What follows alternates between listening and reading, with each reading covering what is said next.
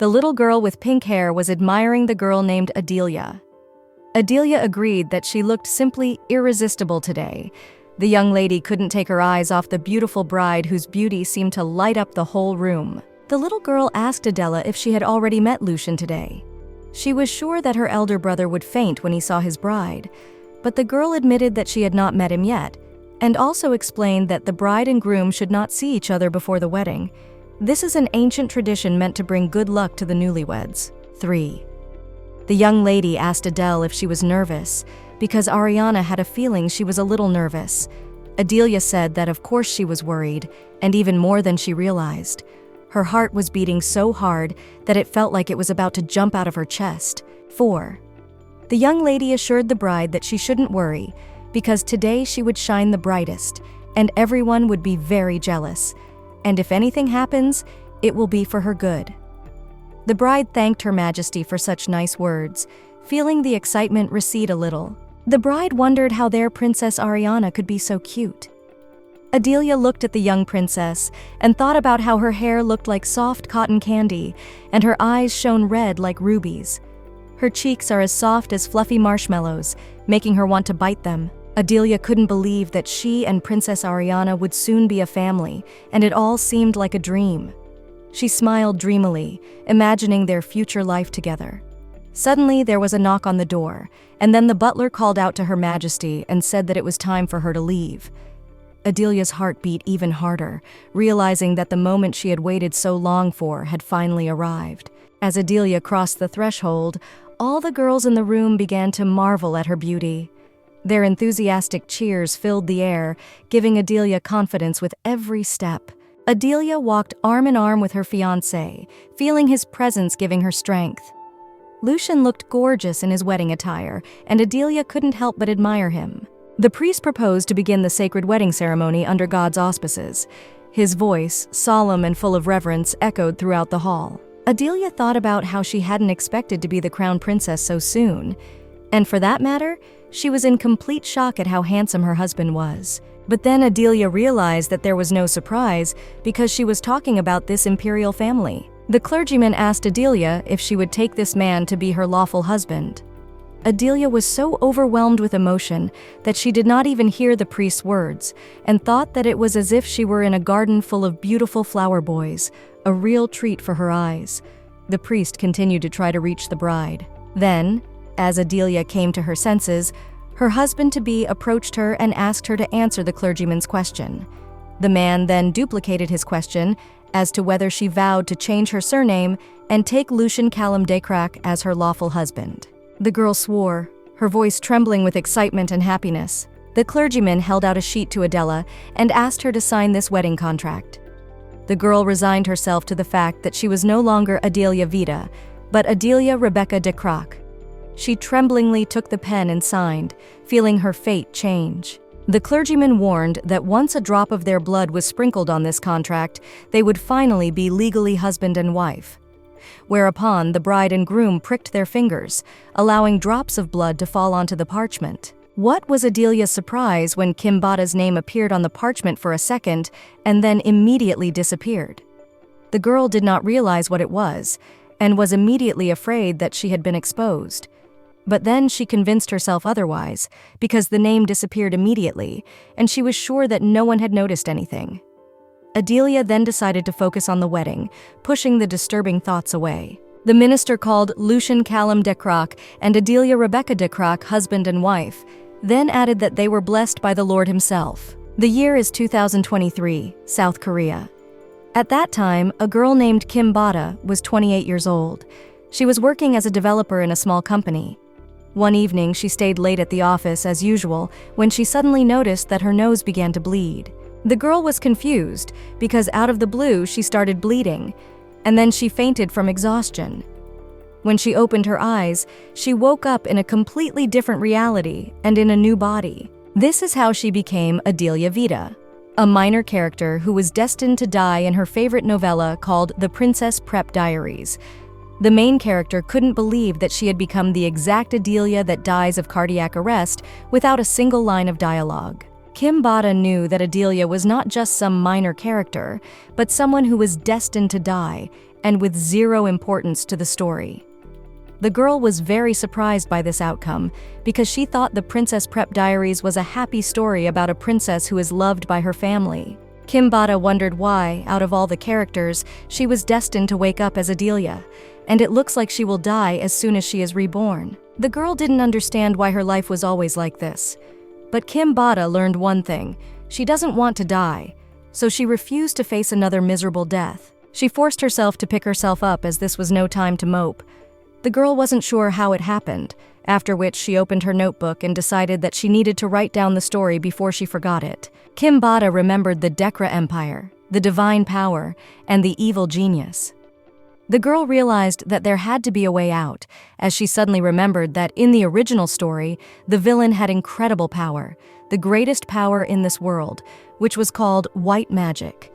Kim Bada wished to use it too, realizing that it might be her only chance for survival in this new, dangerous world. The main character really wanted to live at least once for her own happiness, even if in someone else's body. She dreamed of a life full of joy and love, of being able to be herself without fear or judgment. Just like that, in order to survive, she decided to get hold of white magic before the villain of the story. It was a risky decision, but the girl felt she had no choice. She had been preparing for this moment for a long time, studying all the sources of information available to her about white magic and its possibilities. The girl came to some cave, knowing that this was the place described in the novella. Her heart was pounding with excitement and fear, but she was determined to go all the way. Kim Bada walked deep into the cave to the very end. Darkness surrounded her, but she did not give up, driven by her goal. She was sure that she was the one the villain in the novel was talking about. Kim Bada remembered the words of the main villain that he wanted to find an ability that would combine the greatest power of light and the source of all power on Earth. Those words echoed in her head, giving her determination. Eventually, after a couple seconds, a door appeared in the cave. From there, a voice was heard asking the girl who she was, after which the protagonist introduced herself as Adelia Vita. The voice thought it was strange and said that it seemed there was more to her than that.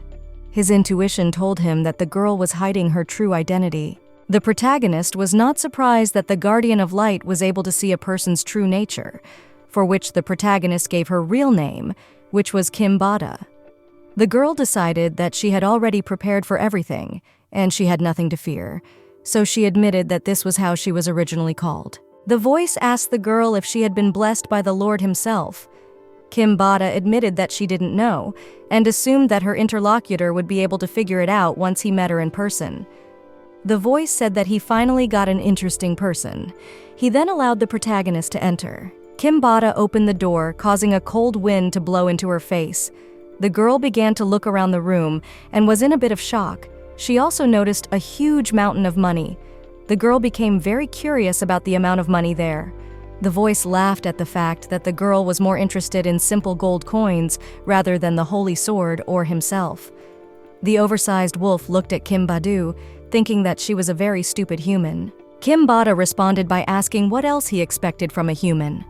The huge wolf said that it had been too long since he had last met any of the humans, for he is a being known as the Guardian of Light. The Guardian of Light asked the protagonist what brought her here. Kim Bada was well aware that the Guardian of Light already knew why she was here. After that, the protagonist asked the Guardian of Light to grant her white magic. She felt that this was her only chance to change her destiny. The girl realized that no one can choose their parents, but she had to endure the bullying of her father, who believed that if Kim Bada had to kill her mother in order to be born, she should at least be useful to her family.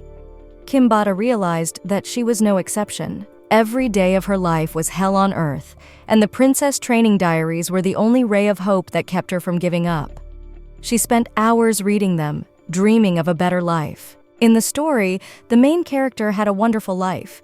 She was loved by everyone. Kim Bada held on to the hope that maybe one day she could live like her. This thought helped her through her toughest moments. But when she miraculously woke up in the body of the heroine of her favorite short story, she thought that God had finally given her a chance. The girl believed that she could live a normal life for once, surrounded by a loving family. The belief that she could realize her dream grew stronger every day. but only until the moment she learned that the owner of that body had lived a life as horrible as hers. Adelia had lost her birth mother, Countess Vida, at a young age, and after the Count brought home his mistress and children, she became an insignificant character, abused by her family. The father told his children that if Adelia showed any flaws on her, they would not be able to sell her.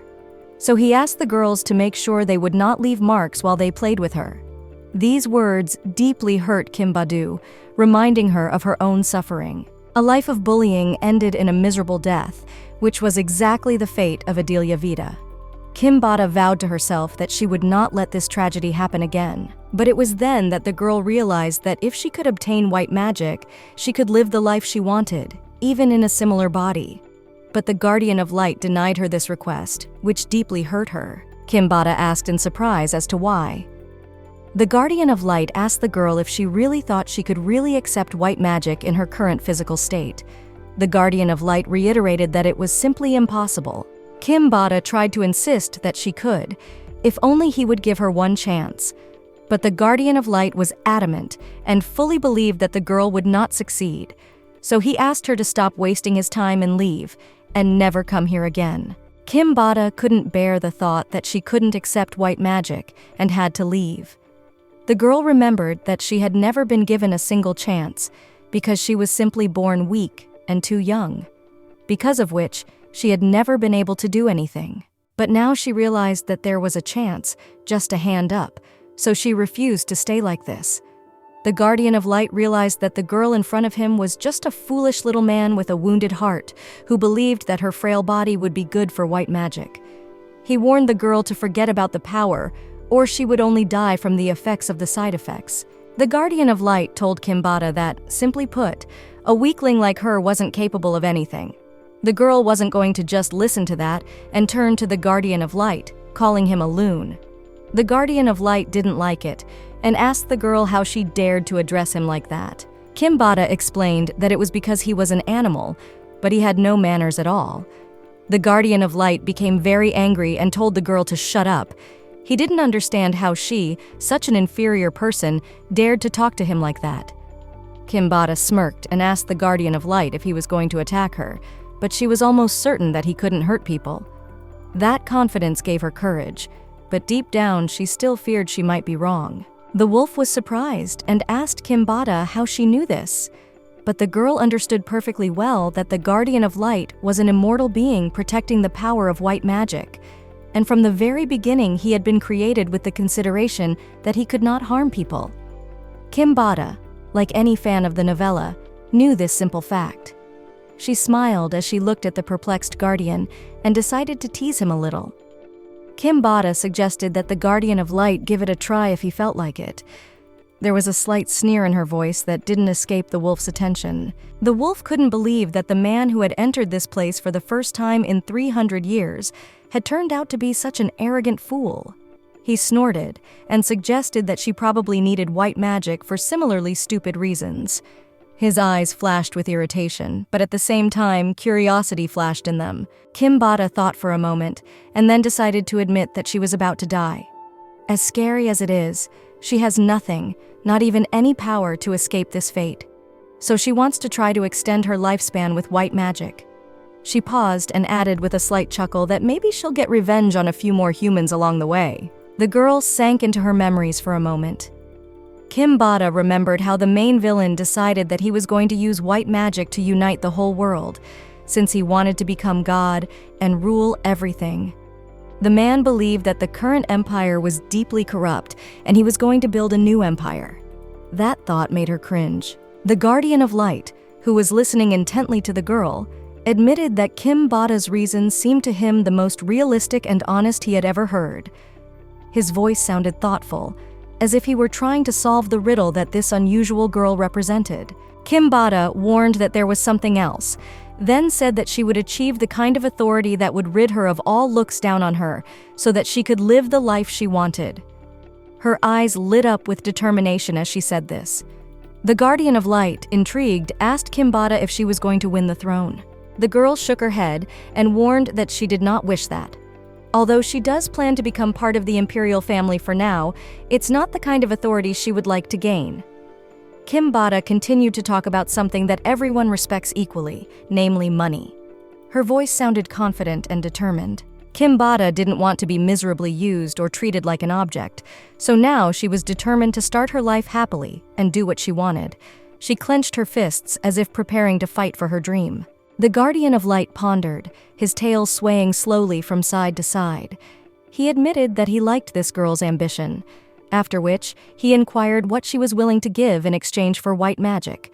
His eyes sparkled with curiosity. Kim Bada was well aware of the fact that he was imprisoned here forever protecting white magic, so he should be interested in the outside world. After which, she warned the Guardian of Light that this would probably be the best he would ever receive, since she was going to let him see her memories. The girl was aware of the fact that her memories could not be viewed by anyone in this world. She was sure of their uniqueness and value, which gave her courage to talk to the Guardian of Light. Kim Bada felt that these memories could be the key to achieving her goals. The Guardian of Light asked the girl to look around and see what people were offering him in exchange for white magic. It made him laugh because of the girl offering him some memories there, not that he would have them, but just the chance to see them. He was skeptical, but at the same time intrigued by her confidence. Kim Bada bet that her memories would entertain the Guardian of Light far more than any other person. The girl admitted that she had used her first name in her previous life, and she guaranteed that the Guardian of Light had never seen anything like them, so she decided to only show them off instead of giving them away with the ends. The Guardian of Light said that if there really would be something there that he had never seen, then he assumed it was a fair deal, but he wondered how he could believe her. His caution was understandable given his position and responsibility. Kim Bada realized that things were getting much more complicated then, since she was going to show them to the Guardian of Light personally, since he was like that. The girl tried to explain that they were priceless memories. She felt she had to convince him of the sincerity of her intentions. The Guardian of Light asked Kim Bada if she wanted to show them to him on purpose, to which the girl answered in the affirmative and assured him that she only intended to show them to him. Guardian of Light directly asked the girl if they were really that priceless, to which she gave an affirmative answer and warned that they were the only ones like that. This persistence and confidence of the girl began to influence the Guardian of Light. Wolf agreed since Kim Bada insisted on it. He also warned the girl to remember that white magic has the power of purification, and she can use it like normal magic, especially for healing and protection. However, it is different from the others, so the side effects can harm her. Kim Bada wondered if they would be able to kill her right away. The wolf warned that things probably wouldn't be that terrible. Kim Bada was willing to accept such conditions as long as she didn't die. Her determination was evident despite the potential risks. Guardian Light was once again convinced that the girl was a very strange person, but he decided to trust her. Afterward, Kim Bada and Guardian of Light touched each other's foreheads. The wolf confessed that he was curious to know what kind of white mage she would become. This moment was a turning point in their relationship. Kim Bada felt white magic flowing through her body. The girl was surprised at how warm and pleasant it felt. This new sensation was a revelation to her, opening up new possibilities. Then, after a few seconds, she realized that she had finally become a white mage. The girl realized that this might only be a temporary solution for Adelia's weak body, but as long as she had this power, she could not be harmed by poison or physically. That was why those people from the past would no longer be able to hurt her. Guardian of Light, after looking into the girl's memories, said that there were indeed things there that he had not seen before, and they exceeded his expectations. So the wolf decided that should be enough to keep him entertained for the next 500 years. His amazement and interest were evident. The Guardian of Light, going through the girl's memories, came across one of them and asked his question if this was really her past life. This question showed how unusual and intriguing her memories were. The Guardian of Light remembered that he used to think she was just an arrogant human, but it turns out she had a complicated past lurking behind her. The wolf had warned the girl that their contract would be finalized as soon as she gave him a name. This condition came as a surprise to Kim Bada. Kimbata was a little surprised when she heard that, and didn't understand why he wanted her to name him somehow. Besides, the girl didn't remember such a thing at all in the original story. This deviation from the plot she knew made her wonder about the possible consequences. The Guardian of Light explained to Kimbata that since she was an unstable creature, she needed special treatment. So he would serve her as her master, and then she could summon him whenever she wanted, and if she got into trouble, he could help her. The wolf also warned that once the contract went into effect, they would become bound. This offer opened up new opportunities for Kimbata, but it also carried a certain responsibility. Kimbata pondered and came to the conclusion that it would only be to her benefit. She weighed the pros and cons and imagined the possible consequences of her decision. So, taking a deep breath, she agreed to sign a contract with the Guardian of Light. After that, she began to think about the name, going through various options in her head. After a while, Kimbata asked the Lightkeeper if he liked the name Kai. She said the name aloud, listening to the sound of it. The wolf hesitated, his amber eyes seeming to cloud over, and told her that it meant ocean in an ancient language. So he agreed that Kimbata should call him by that name, feeling that it suited him. Kimbata stroked the animal, scratching behind its ears, and looked again at the mountain of money that lay before her. The girl wondered if she could borrow a couple of gold coins here. She hesitantly reached out her hand towards the treasure. The Guardian of Light pondered for a moment, weighing all the circumstances, but still gave an affirmative answer with a nod of his massive head. Kimbata opened her pockets wide with joy, stuffing a lot of money into them. The coins jingled pleasantly as they fell into her pockets. During the process, the girl suddenly remembered the side effect he had mentioned earlier. She frowned, trying to remember the details. Kimbata listened carefully to the Guardian of Light and exhaled, adjusting herself to the fact that she wouldn't die from them. She tried to convince herself of that, though the slight fear was still present. The girl then told the Guard of Light that it was time for them to go, as there was much to do. She was full of determination and energy. The wolf asked Kimbata where they were going, assuming they were going to her house. His tail twitched slightly with curiosity, but the girl gave a negative answer, saying that they would go to make money. Her eyes lit up with excitement at the thought of future adventures. 3 years later, an auction was held, at which the host put up the last item. The hall was full of people, all eagerly waiting. He revealed that this lot had been personally awarded by the owner of this auction house and Eileen's head, Marie. The audience whispered upon hearing that name. The host, raising his voice, revealed that this was the rarest item in the history of bidding in their auction house, and it was none other than a white magic stone found for the first time in the past 300 years. The eyes of those present widened with surprise and admiration. The host suggested starting with 1,000 gold pieces, after which, at that very second, the stakes began to rise time after time, like waves in a raging sea. The masked man digested the information that the first white magic stone in the last 300 years was in front of him, and then decisively raised the plaque and said that he was going to give 5,000 gold pieces for it. The hall fell silent at such a sum. And in the end, no one was able to beat this bid, despite the attempts of some wealthy collectors. The man who had just purchased the white magic stone admitted that he didn't expect them to auction it off. He told the man sitting next to him that there were only 2 explanations for this. Either the head was familiar with the white magician, or she was one herself. His interlocutor nodded thoughtfully, agreeing with this logic. The man turned to the boy named Lucian and warned that he was providing the head of Eileene to him.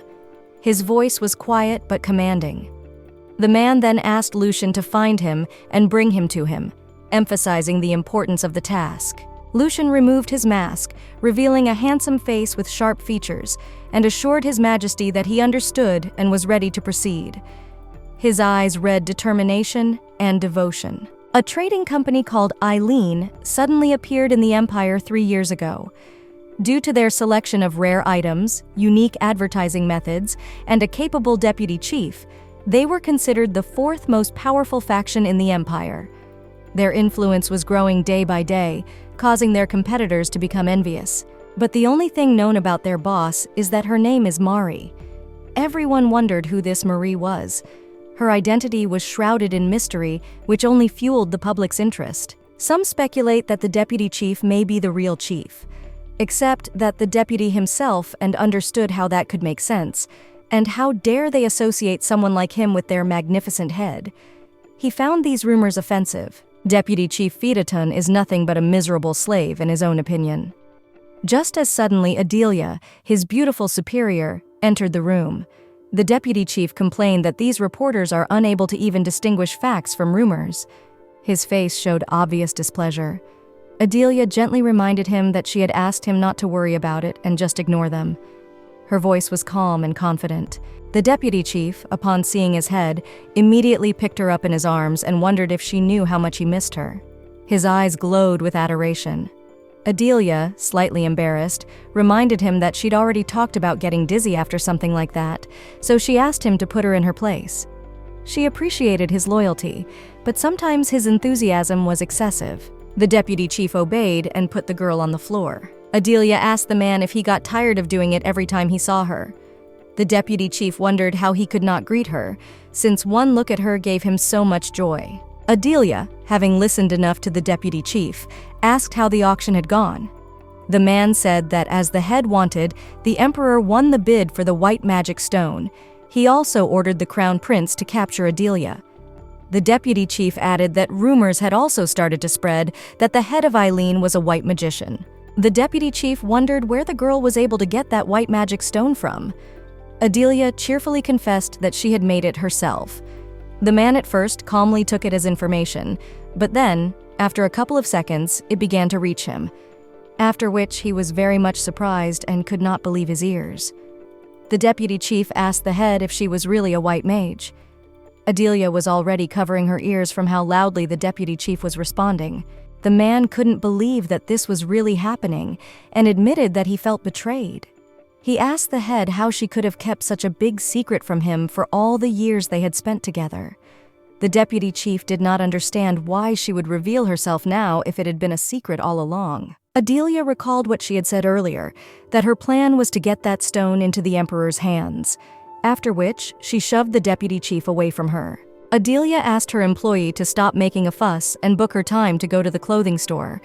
The girl wanted to dress up, as she would need to attend the emperor's ball. The deputy chief inquired of the head why she would be there. Eileene held out a small envelope, after which the deputy chief realized that it was an invitation. And the purpose of this event was to select the future hereditary princess. The deputy chief admitted that he thought that only high-ranking nobles would be able to attend the ball.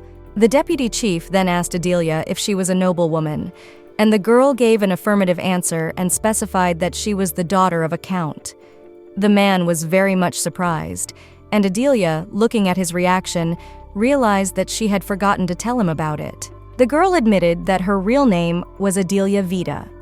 The deputy chief asked Eileene if this was not the family to whom their company regularly sent money.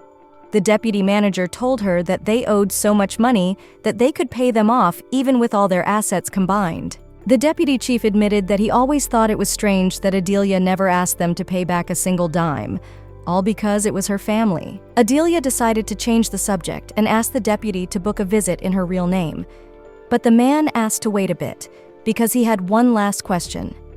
Eileene gave the man an angry look, which made him startled, and assured him that it was indeed the last one. Eileene gave the okay, whereupon the deputy said that the reason she had offered the emperor the white magic stone and planned to attend the imperial ball was because she wanted to become the crown princess. The deputy admitted that he already found it hard to be surprised by anything, after which he asked Eileene where she suddenly got the idea from. After all, she had said she was a noblewoman, and her present life would be envied by many. Eileene replied that nobles were not completely free either. She said that a girl of noble blood is either given away in marriage, or she spends her whole life submitting to the will of her family, but she can't live like that, because she wants to have a title and head her own family. The deputy said that if the girl really has such a goal, then their direct route to becoming the crown princess is the best way to change things. Plus, if she then separates, she will have a title and be considered a former part of the imperial family. Eileene was well aware that of course she could always get rid of Count Vitus. Her abilities would be recognized and she could become the head of the family in his place. But unfortunately, getting recognized even as the head of Eileene was already difficult enough. Adelia realized that if she could become the crown princess, it would be easy and simple to destroy the Witt family. And much more importantly, Adelia would be able to meet Princess Ariana. Adelia concluded that since she was in this book, she should at least get to see her favorite character. The deputy turned to his mistress and said that she had a very intimidating smile right now. Adelia alerted her deputy that she was planning to make a deal with the crown prince. The deputy was slightly surprised to hear this and asked her own if His Highness would agree to it. Adelia gave a positive answer and said that she was going to offer him the rights to trade white magic stones. The deputy chief was surprised to hear that and concluded that it turns out the lady just wanted to dump all the tedious diplomatic problems on him. Adelia smiled sweetly and said that the deputy was very bright and that was why she liked him. Adelia reminded him that they were a private company, so they often had to deal with piles of paperwork when exporting white magic stones. But the Imperial family doesn't have to do all that. Adelia was sure that they would accept the offer without thinking for long. The deputy looked at Adelia and thought about how incredible she was. Plus, she is much younger than him, but she is already thinking about the future. Adelia turned to Colin and suggested that they end the chatter and get back to work. The poor slave admitted that he was ready to work in the sweat of his brow again. Colin thought about how this company would develop and realized that he was even a little scared to find out. The man sat on his desk, holding a piece of paper, and reminded his subordinates that he had told them to drop all other business and concentrate on finding the head of Eileene.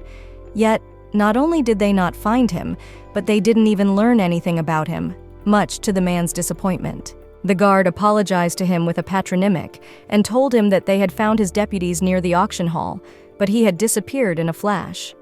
The subordinates assumed that he had managed to escape with the help of an artifact. His Majesty became very angry when he called the head of Eileene a doddering rat.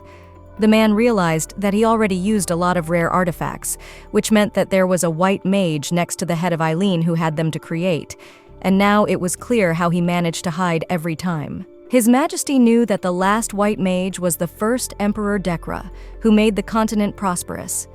And now, 300 years later, another white mage had appeared, which meant that he would also have a huge impact on the entire empire. His Majesty was serious that they had to find him first to make sure he would be on their side, and would have to make him an Imperial mage. One of the men said that the rumor about the head of Eileene being a white mage had already spread throughout the continent. And now it wasn't just the people of Dekrock who were concerned, as the people of other empires were also looking for him. His Majesty expected that there would be unrest soon, but he wasn't ready to back down, so he told his subordinates to keep searching for the white mage.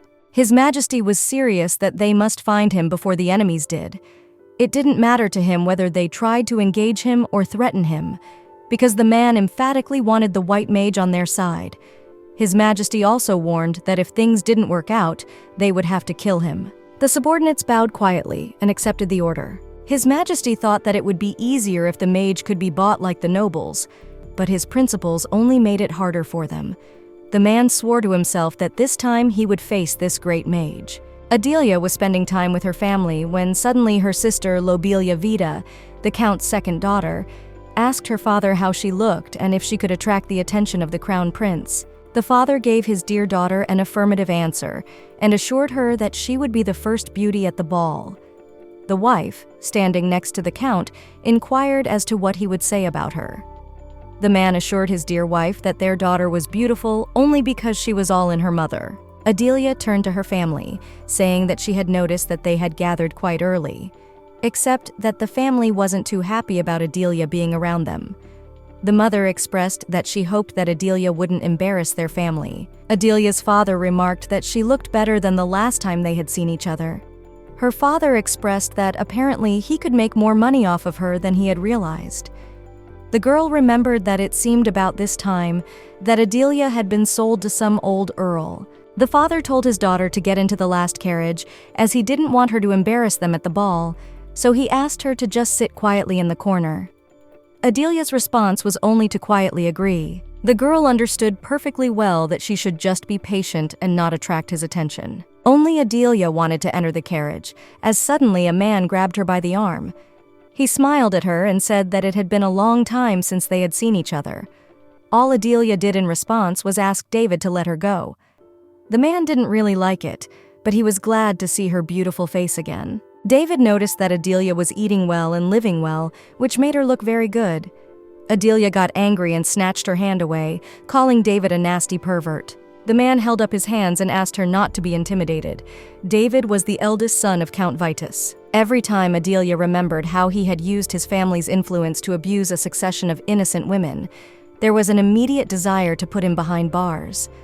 But still, the girl concluded that such a scoundrel deserved a much worse punishment. Eileene mentally asked her family to wait a little longer, for she was going to drag them all straight to hell with her own hands. The day of the ball came, and it was announced that His Majesty the Emperor and His Highness the Crown Prince had arrived. All the guests bowed their heads before the shining sun of their empire, whereupon His Majesty allowed the guests to stand. Eileene watched this picture and realized that everything was happening just like in the book. In the original plot of the book, only the Emperor and the Crown Prince also came. The prince pointed out every shameful act of the families of all the girls at the ball and warned them not to take the title of Crown Princess lightly. It was not at all surprising to Eileene that he would begin to be regarded as a tyrant. Eileene realized that her hour had come and fixed her hair, figuring that would be enough for him to notice her. Eileene knew that normal people would just feel a little happier, but those who had already become wielders of white magic would immediately recognize her. So the girl was sure that they would definitely notice her. His Majesty admitted that it was a total headache, and he didn't even expect the white magician to personally visit them, that she is just his representative. The father asked his son Lucian if he could feel it. After all, no one else can emit such energy, which means that this girl is indeed a white mage. Lucian agreed with his father, but is also very surprised that the girl is so young. His Majesty admitted that he was disturbed by how openly she had made herself known. Eileene, of course, had expected that they might be innately against her, but His Majesty had such an evil look in his eyes that the girl was beginning to think they were going to kill her here. Eileene didn't know that it wasn't that they could kill her at all, but if they tried, the girl would just run away. To Lucian, the girl's act seemed very daring. He got up from behind his chair and walked towards Eileene. He turned to her and asked if she would give him her first dance. Eileene held out her palm and gladly accepted the invitation. There was an immediate commotion in the hall, and the girls were whispering to see who His Majesty the Crown Prince was dancing with. It was still a shock to them that he had personally asked her to dance. Everyone was wondering what family she was from, for they had never seen her here before. Eileene waltzed gracefully with Lucian. During the dance, she confessed that she was honored. The girl confessed that he had no idea how long she had waited for this moment. Eileene wanted to know from the Crown Prince if he could feel how fast her heart was beating. It was beating so fast that she felt like it was going to jump out of her chest. Lucian replied that it was nonsense. Eileene admitted to the inherited principle that he was upsetting her, for she spoke in complete seriousness. Suddenly, the Crown Prince felt a strong energy and immediately realized it was white magic. The Crown Prince asked Eileene what she was allowing herself to do. Suddenly, Lucian didn't realize what happened, but it was as if his body became lighter. He couldn't believe that this was the power of white magic. Eileene asked Lucian if he felt more awake now. The Crown Prince asked the girl what it all meant. Eileene replied that she didn't even know, because she had worked very hard on her hair, and so she wanted the Crown Prince's opinion. Lucian admitted that he had seen something similar at an auction a few days ago. Eileene admitted to the man that he was right, for they were white magic stones, and she was the one who had made them. Lucian didn't immediately believe that my lady had been able to personally make them. In addition, he couldn't realize that there was actually a white mage standing in front of him. And all because he had a small and fragile girl in front of him, and it seems like he toughened her up, she would break. Eileene assured the Crown Prince that she wouldn't break if he held her tighter. Lucian asked the girl if she was trying to brag about her strength, after which he moved closer to the girl's ear to see what she needed. Eileene suggested finding a more private place to discuss it. Lucian decided that Eileene was out of her mind and had a request for a private meeting with the Crown Prince. The girl realized that there were a lot of people around and thought it would be foolish of her to show her true power in full view of everyone. Lucian noted that the feeling of fear seemed to be completely unfamiliar to her, Adelia explained that she just wanted to offer His Majesty the Crown Principal a fair deal, so she had nothing to fear. The father watched his son, but on his face, all the feelings are readable, so he is still learning and learning. At the same time, even though Lady looks younger than Lucian, behaves much more reserved, she clearly has talent. Therefore, His Majesty, the head of the empire, is very much interested in her. Adelia noticed that they were staring at her for too long. The girl already regretted provoking him, as she was worried that he might actually try to kill her. Lucian warned the girl that if she wanted to talk to him alone, she had to tell him what she wanted first. Adelia repeated that His Majesty the Crown Principal understood that she couldn't do it in front of everyone. Adelia explained that even if she snuggled closer to him, someone would be able to read her words on her lips as well. Adele, I realized that the tune was about to run out, so she should be able to convince him before that happened. The girl guaranteed the Crown Prince that he would lose nothing if he accepted her proposal. The girl reminded that the dance was coming to an end, and she couldn't believe that the Crown Prince would just let her go. Lucian set Adelia on her feet and agreed. The man admitted that he could guarantee something too, namely that if she tried to do something he didn't like, her head would fly off his shoulders. Adelia strained a smile and asked Lucian to invite her into the reception area when the music was over. They bowed to each other, after which the girl admitted that she was sorry their dance had been so short. Lucian agreed with her opinion. Lucian kissed Adelia's hand and asked if she would give some more of her precious time to him, for he would like to invite her to the reception hall. Everyone in the hall immediately began to whisper that His Majesties were inviting her to a private meeting. The girls were very much annoyed at such news. Adelia replied that she would be honored, whereupon she took His Majesty's hand. The Emperor began, saying that the culprit had also excommunicated himself, so there was no point in him staying either. The king's men were curious to know who this lady was, for no one had ever seen her before. The room so-and-so leaped with questions about her being a daughter, and the supposition that she was intimately acquainted with His Majesty. But it was Adelia's own sister who was most indignant. She inquired of her father, "What is the meaning of all this?"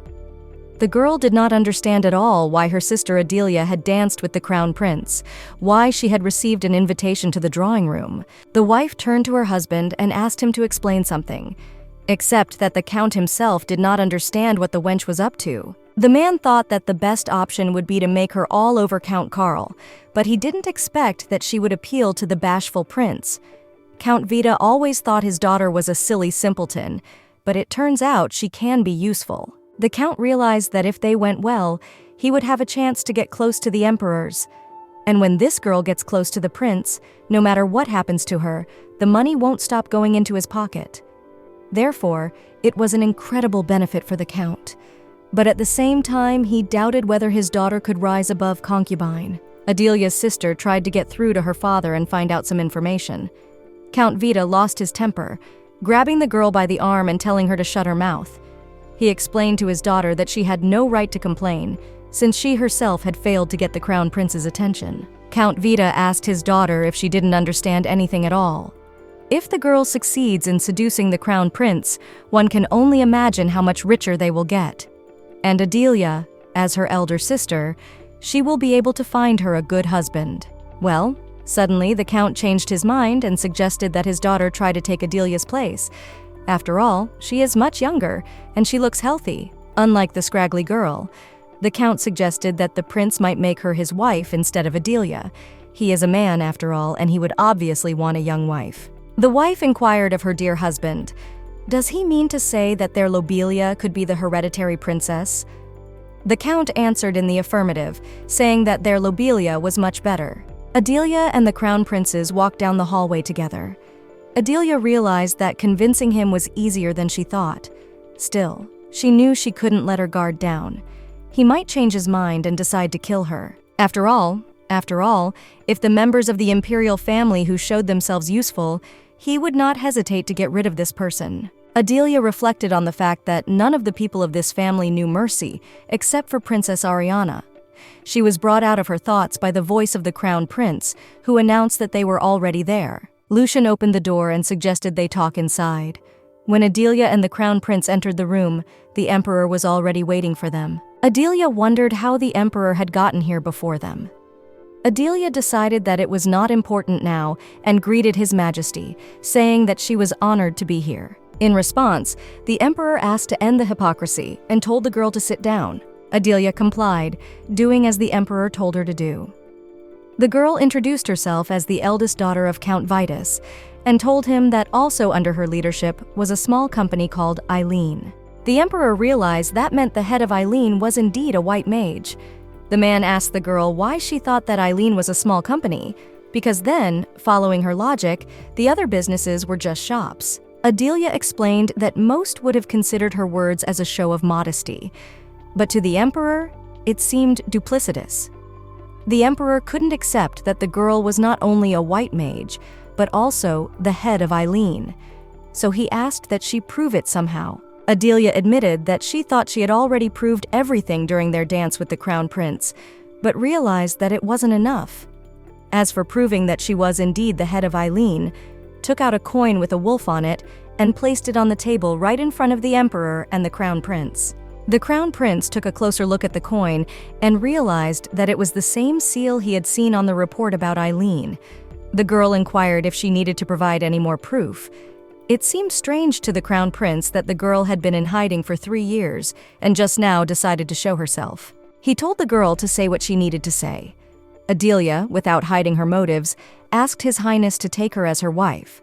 Lucian didn't like the girl's tone and asked if she even knew who she was talking to and how dare she claim to be the crown princess. Adelia assured him that she understood everything perfectly and asked to be his wife for only 2 years. The crown prince asked the girl if she wanted to make a deal with him.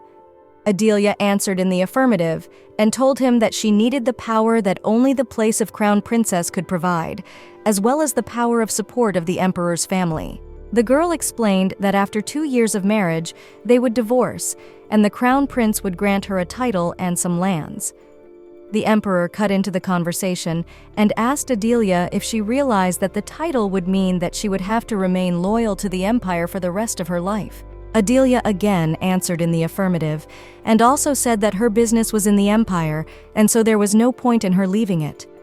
The crown prince wondered what the girl was offering them in return. Adelia replied that she was willing to let the Imperial family monopolize the white magic stones, and she could offer a sacred sword as her dowry.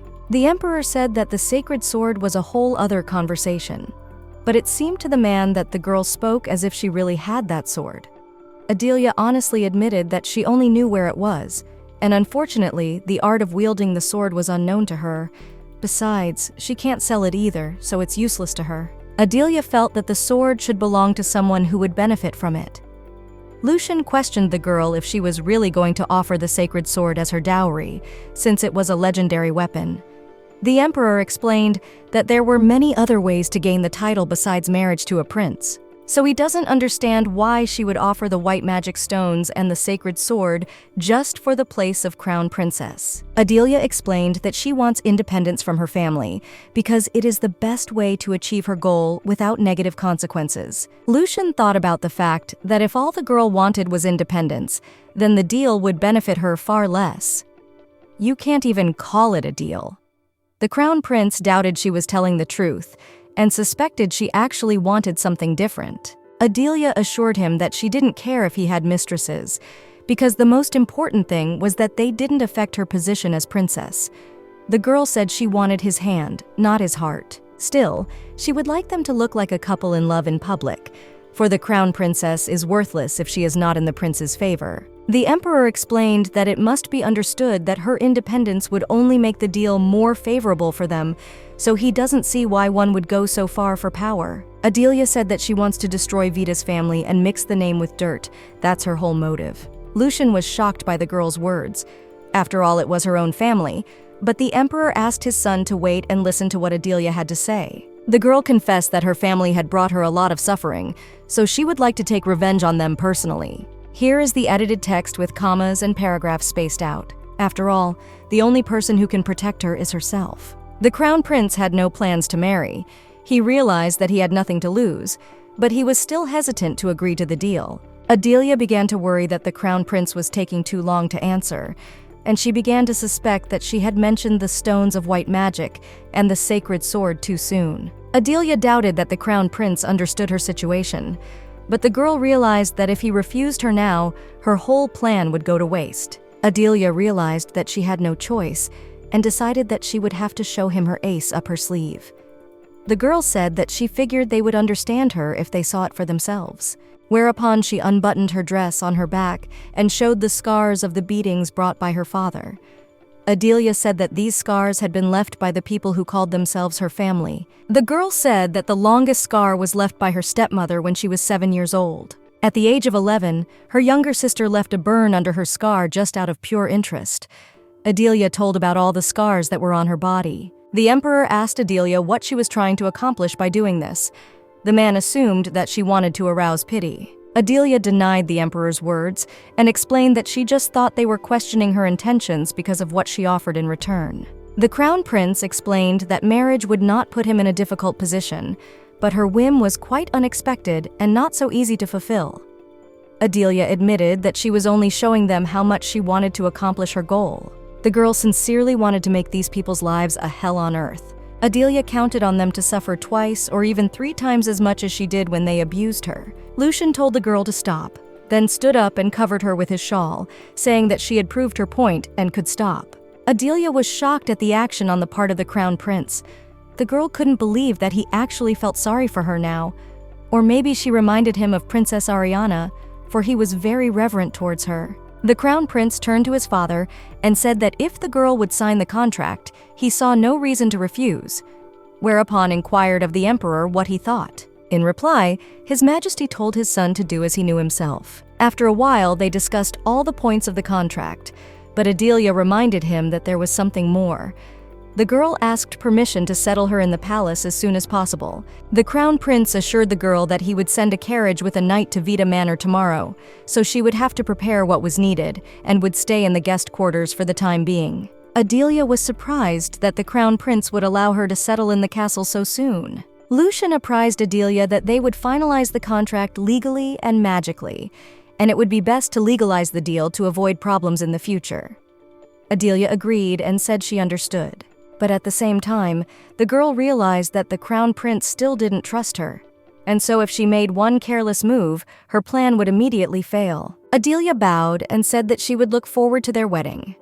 Adelia reminded herself not to let her guard down. Later, back home, Adelia was immediately jumped on by her sister to find out what kind of trick she had pulled yesterday. Adelia asked her sister, who had taught her to barge into people's rooms first thing in the morning without knocking.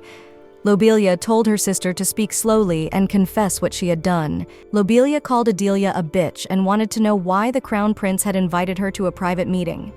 But Adelia only pushed her sister away in response, thinking about how annoying she was, which was why she wanted to get out of here as soon as possible. Adelia didn't understand why her sister couldn't be quiet for a day. The Lobelia on her sister's part only made her even angrier. She couldn't stop asking Adelia the same question. But the girl did not understand why she should answer, whereupon she told her sister to stop shouting and get out of her room. Lobelia lost her temper, not understanding how Adelia dared to speak to her like that. Adelia almost laughed because she realized that her sister wasn't happy when she was quiet, and when she spoke, she didn't like something either. Adelia approached Lobelia and wondered if she was jealous. Adelia decided to mock her sister and said that the prince didn't even look at her.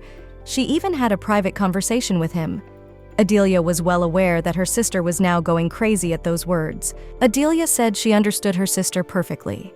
She was healthier, prettier, and younger, but still, she wasn't the one he'd chosen. Lobelia lost her temper and called Adelia cheap, then swung around to slap her. But she didn't have time, for there was a voice asking what was going on. It was some soldiers who had come to help Adelia move. Lobelia got angry and asked the guys, who the hell are they and how dare they break into the manor? The man introduced himself by the name Don and said that he was the head of the Imperial Guards, and they had come here on the orders of the Crown Prince. But more importantly now, he questioned the girl about what they had just been doing. Adelia intervened in the conversation and asked the guards not to worry, because it was just a small quarrel between the sisters. Adelia realized what kind of knight His Highness had decided to send. She asked the guards to turn away for a moment as she was still in her night clothes. The guards became very embarrassed and began to apologize. Adelia was surprised as she didn't expect the Crown Prince to send the head of the Imperial Guards. But then she remembered the Crown Prince's words that he would send a carriage with a knight to the estate. Adelia remembered that Don Credur was the youngest ever head of the Imperial Guards, as well as the Crown Prince's right-hand man, making him a crony in the Imperial family. The girl realized that he was more favorable to her than she expected. Adelia threw on her robe and told the guards that they could already raise their heads. The whole family entered the room, and the Count inquired what was going on here. The Don introduced himself by his name and said that he was the head of the Imperial Guards, and he had come to escort Miss Adelia Vida on the orders of the Crown Prince. He also warned that from now on, Miss Adelia was to be treated as the Crown Princess. The whole family was utterly shocked and indignant at what they heard. It was very interesting for Adelia to watch their reactions. After all, they had always thought she was nothing, and now it was even hard for them to admit that her position had become higher than theirs. Adelia was very curious to see how long they thought she should have remained a mere daughter of an earl. The girl gave notice that she would immediately begin preparations to move to the palace, so she asked the guards if they could wait for her a little while. The Don agreed and asked Miss to take her time. Lobelia couldn't believe her eyes and ears. She didn't want to accept this nightmare. Especially, she didn't want to accept the fact that this wench would become the Crown Princess. After which she grabbed Adelia, calling her a liar and also accusing her of deceiving everyone. Adelia wrenched out her hand and warned her sister to be careful what she said, for she was the daughter of an earl and should behave accordingly. Adelia reminded her sister to remember that her words could affect their family's reputation. Lobelia, though forcefully, agreed and told Adelia to let her go. Adelia realized that they were sisters, of course, but she felt that she deserved a little respect as a princess. Adelia moved closer to her sister's ear and said that the Crown Prince didn't really choose her. She was the one who chose him. The girl told her sister that the Crown Prince would never lay his eyes on her for anything, so she shouldn't even hope. Lobelia did not believe her sister, convinced that she was lying. The girl did not understand what right Adelia had to choose. Adelia reminded her sister that she had just told her to watch her words, for such beautiful lips as hers should only utter pleasant words. Adelia turned to the guards and asked them to wait outside. The Crown Prince told the girl that the contract was certified by law and magic and included all the terms they had discussed yesterday. Adelia looked at the documents and realized that everything was in place, and it came out that she was now officially His Highness's bride. The man stood up and held out his hand, saying that he looked forward to their cooperation. Adelia asked Lucian if he happened to have a poison needle hidden up his sleeve. The girl warned that poisons didn't work on her. Lucian was well aware of this, because to kill a white wizard, you need a sacred sword, not some poisoned needle. Then the girl wondered why he suddenly decided to show her respect, because his attitude towards Adelia had changed a little. Adelia remembered that he had not been so kind to her yesterday. Here is the edited text with commas and paragraphs correctly spaced. Lucian explained to the girl that then she was just another noblewoman that flashed before his eyes. But today, she was already his bride. Therefore, he should treat the future member of the Imperial family with respect, even if it was just a transaction. Adelia noticed that the Crown Prince values his family very much, so it all makes sense, which means that now the Crown Prince considers her part of his family too. Adelia held out her hand and said that she too looked forward to their collaboration. Adelia asked her fiancé to drop the formalities and assured him that one name was enough. After all, she would prefer to get rid of the family name as soon as possible. The Crown Prince agreed to do as the girl wished, after which he escorted her to her chambers. Suddenly, a little pink-haired girl burst into the room. She was very glad to see her brother. Adelia met the princess's gazes. The girl's eyes widened with surprise. She then inquired of the girl if she was a fairy. Adelia realized that Princess Ariana was now in front of her.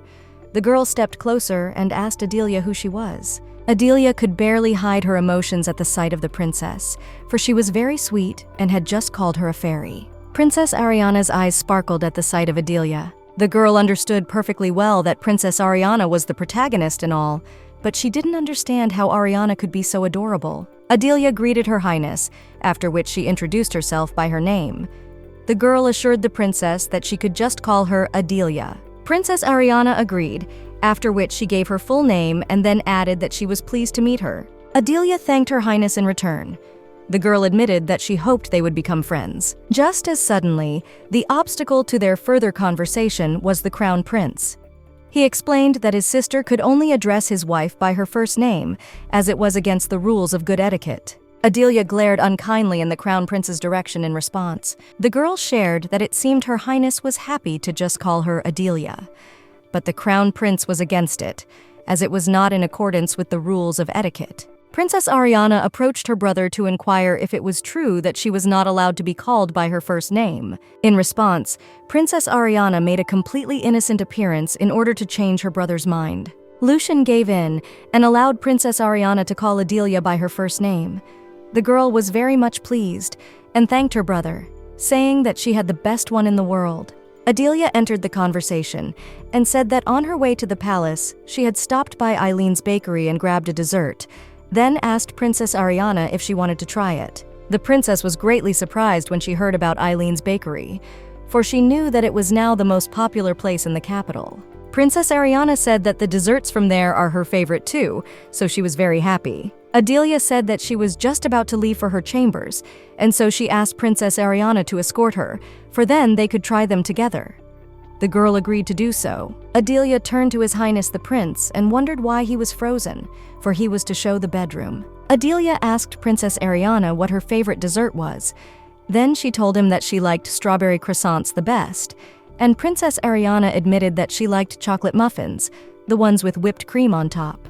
Lucian told his sister to be careful with men, but apparently we should warn her about women too. She was eating dessert, after which Eileene asked if it tasted good. The girl gave a positive answer. Eileene alerted that she had more, so she could eat as much as she wanted.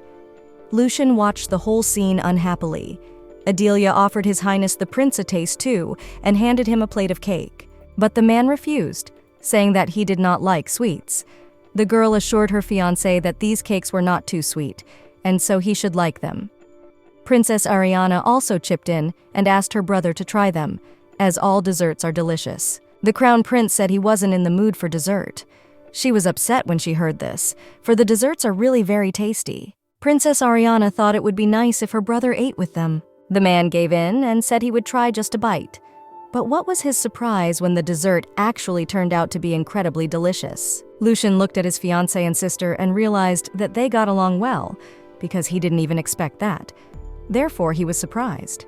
The crown prince remembered that yesterday when they were chatting in the living room, he thought her family had caused her a lot of trauma, so he was worried that she might start to envy Ariana, who had known nothing but love in her life. But fortunately, his fears were not realized, but he also assumed that she was just pretending. Princess Ariana confessed that she thought she had already eaten all the desserts from the bakery, but today, she'd tried many that she'd never even heard of before.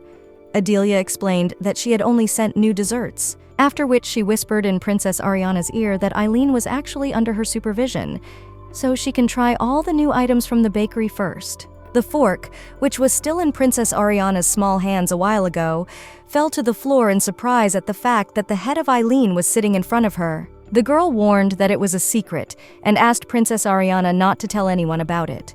The girl assured that Eileene could trust her. Lucian inquired of the girl, "Will she no longer conceal that she is a white magician?" The man thought about the fact that despite all the threats that had been heaped on her for 3 years, she had never once shown her face in public. The girl was sure that her steadiness could be trusted.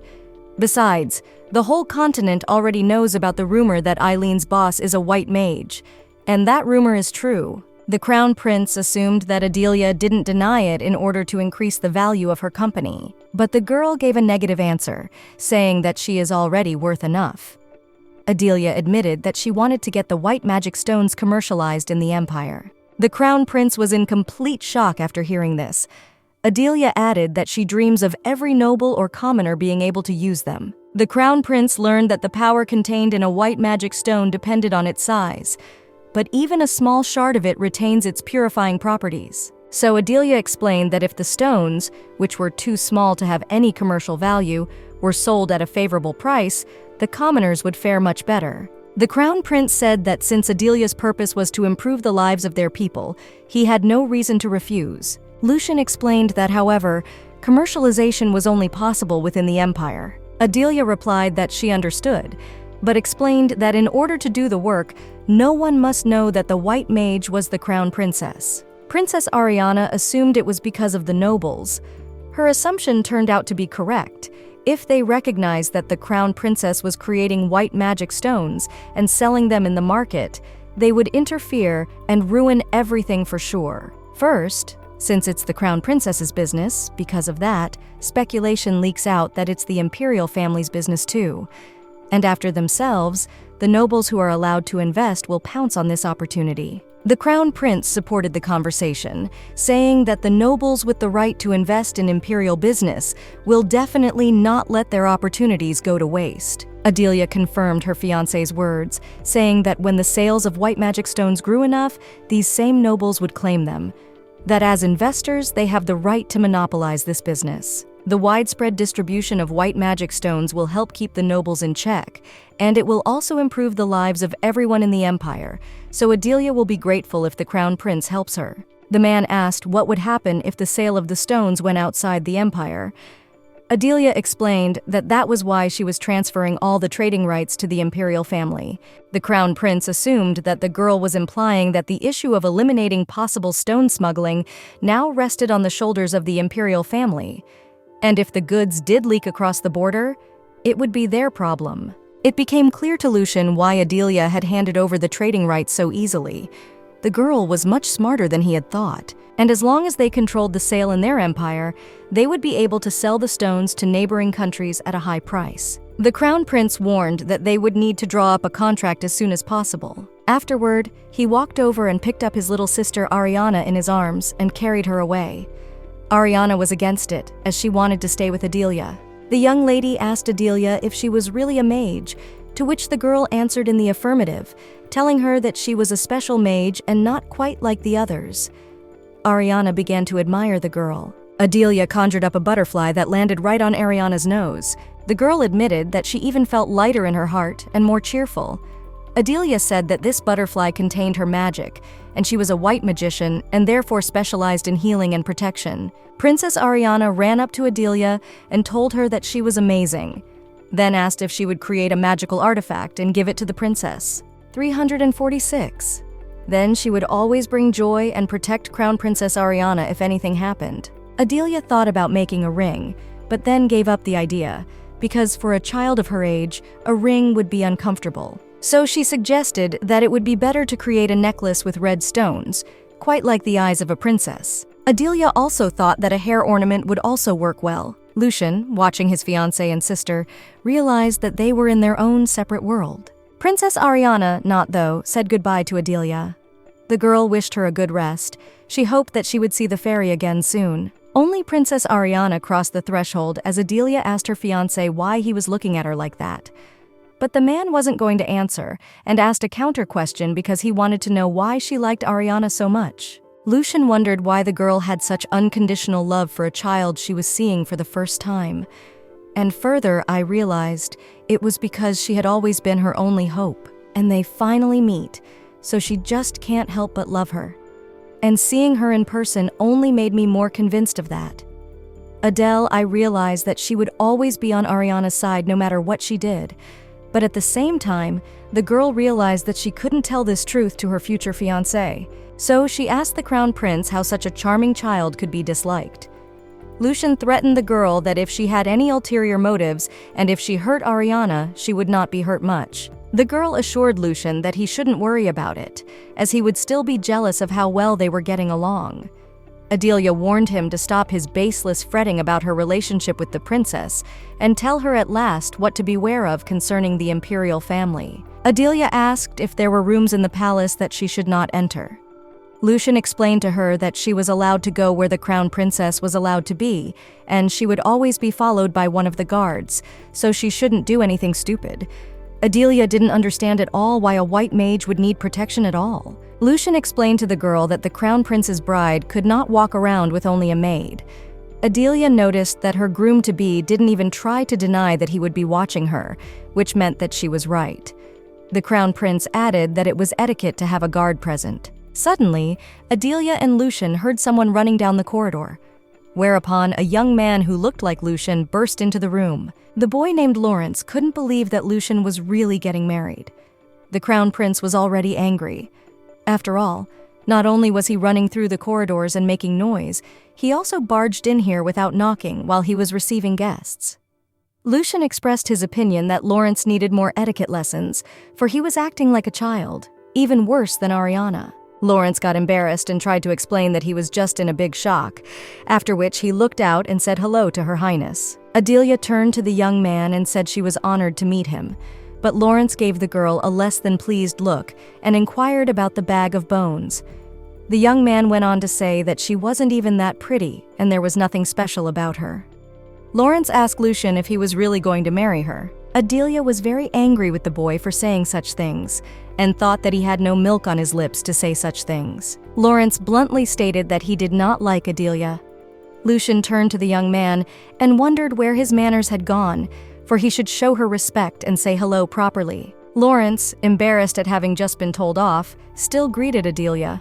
Lawrence took a closer look and realized that she was a bit pretty after all. Lawrence asked Lucian about his shock, because he had just returned from hunting and was told that he was going to marry her. The young man asked Lucian how he could have made such a decision without him. Lucian replied that he did not need to know Lorenz's opinion on his own marriage.